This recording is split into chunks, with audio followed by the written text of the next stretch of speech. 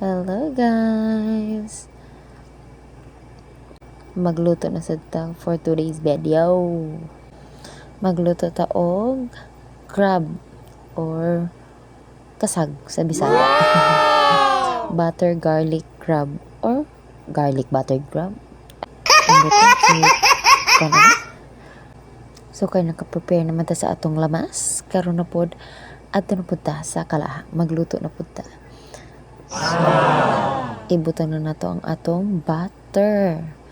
So, dagano dyan na pang butter, no? Para mas lami. Mas lami ang ato ang kaunon na kasag. Or alimango, di ba? Sa Tagalog, alimango. Na, ibutan na nato ang ato ang ahos. Mix, mix, mix, mix, mix. Kasmikos na siya, guys. Dayon sunod, ibutan na nato ang ato ang sibuyas. And mix again.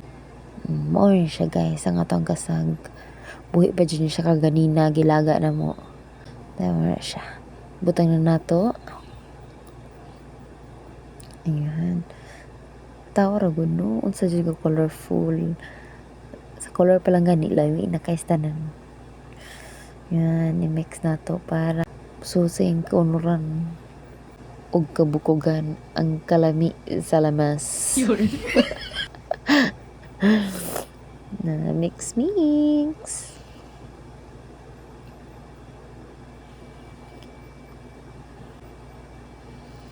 Na umiin na dyan ikaw ang kiss, no? Sus.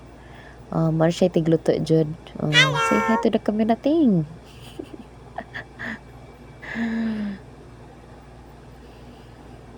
So, butangan na nato siya pampalasa. The asin.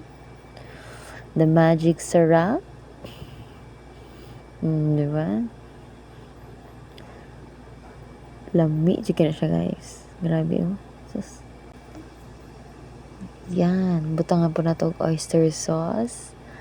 Padagdag sa lasa. Ayan na.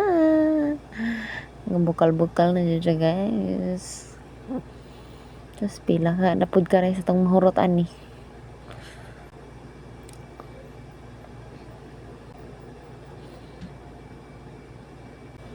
Mana na siya. Ibutan na natin siya sa panaksan. Diba? Magka-craving satisfied na dyan. Here's the finished product. Thank you for watching.